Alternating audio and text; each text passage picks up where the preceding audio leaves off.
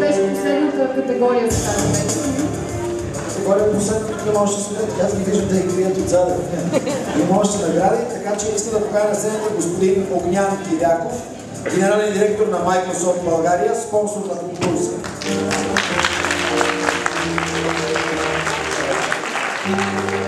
Знаете си, аз ще да представя. Господин Киряков ще ви каже за специалната награда на Microsoft, която ще се връчва на сайт от участниците в конкурса, създаден с технологии на компанията, може би за водещите, може би нещо. Да, има тези специални награди в BG сайт, бяха определени от експертен съвет, който тази година е в състав. Почва да въпроси и ти почва да приказваш, както и да е. Че ти състава.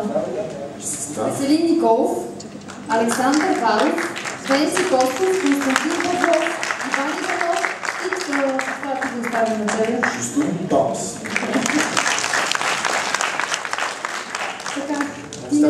Трето, първо, второ място за журито няма. Може би трябва да мислим награда за журито в година, но преди това поздравления за годишнината, поздравления към Жустин за всичко, което е направила за този конкурс, за българското веб пространство и за специално за кампанията, която организираме заедно за децата безопасно в интернет, защото едно е да пропагандираме достъп до пространство, до информация, но друго е да се пази нашите деца. Последната съставена награда е всъщност, че освен работа ние трябва да мислим и за удоволствие. Наградата е една конзола Xbox и за победителите, които си избрали да подарират на .NET, ние им предлагаме малко развлечение след работа или по време на работа. Това е фирма Assurance.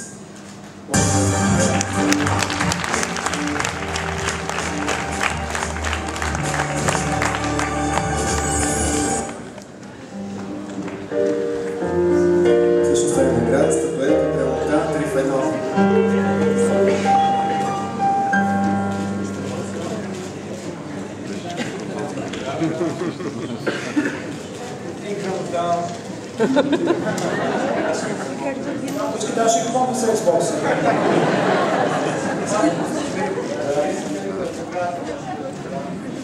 Ами тук се опитаха да ме затрупа, така че да няма какво да кажа, което може би е навик да бъде кратък.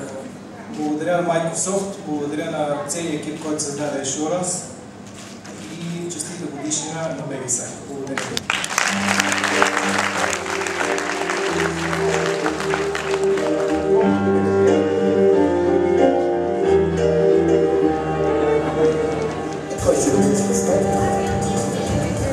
Играта е много хубаво, ще ви видя на Джос.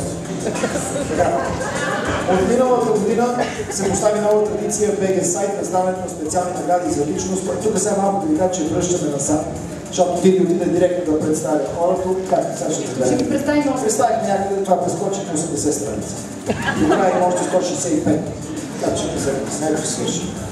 Така, от миналата година се постави нова традиция в BG сайт, раздаването на специални награди за личност, проект, фирма, идея и цялостен принос към българското веб пространство.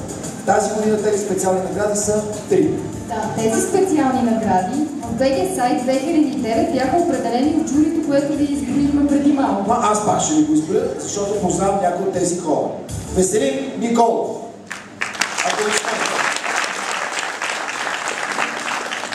Следващия, който ще почита, има много поздрави от жена ми, не знам защо. Александър Варов. Венци Костов. Константин Павлов. Иван Иванов. И моята любимка Жустин Томас.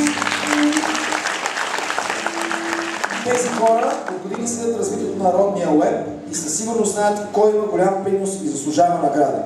Да, със сигурност заслужаващите награда винаги са повече от самите награди, но наградата е само една, може всички да са победители. Само ще ви кажа, че на сайта на конкурса още утре ще можете да видите видео от гласуването на експертния съвет и да разберете как и кой избрал носителите на голямото признание от BG сайт 2009. Така, на сайта на конкурса това го прочетох, ти си. Да, всички ще съгласите с техния избор, го каза. Къде ще да не се съгласят? Къде съм? Казал го?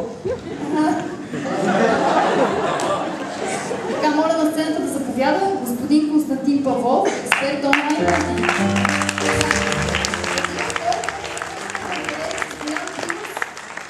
С повече от 10 години в родния уеб. Дългогодишен съратник на идеята и развитието на BG сайт, от когото ще научим кой получава първата от тези 3 награди.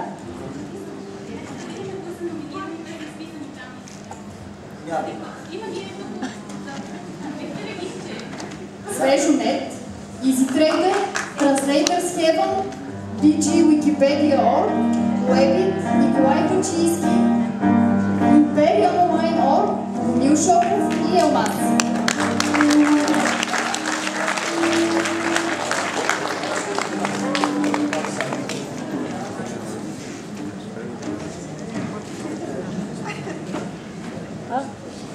Много се радвам и много се вълнувам винаги, когато излизам на тази сцена.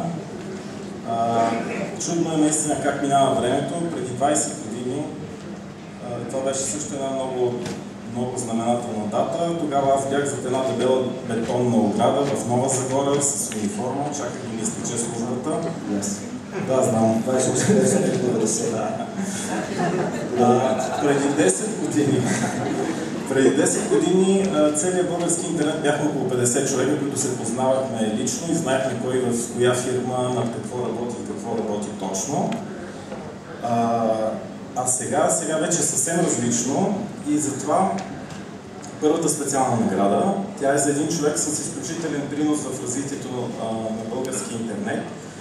Първо в това, че той организира български интернет като общност, т.е.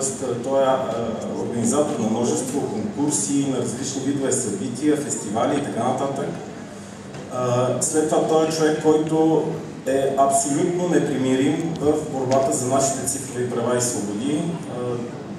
Действа против всякакви опити за подслушване и наблюдение на интернет комуникациите. И третото и далеч не е най-маловажно, човек, който винаги, и особено мен, винаги много ме вдъхновява да работя и да постигам нови неща. Това, разбира се, е Богомил Шопов.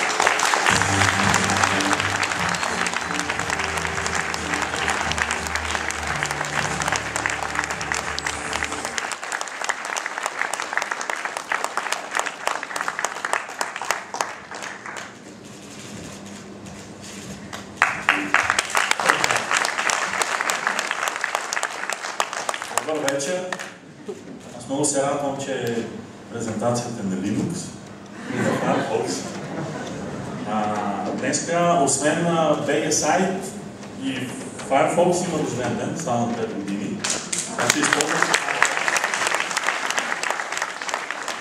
Аз не съм си подготвил реч, но все пак ще отнема 15-20 минути.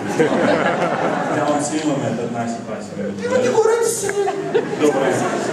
И другото много по-добре да Ирина. Айде! Така, днеска, както се спомена, става 20 години от падането на Берлинската стена. Аз така като комитета, Константин Павлов промотира, се занимавам с опазване на цифрови права.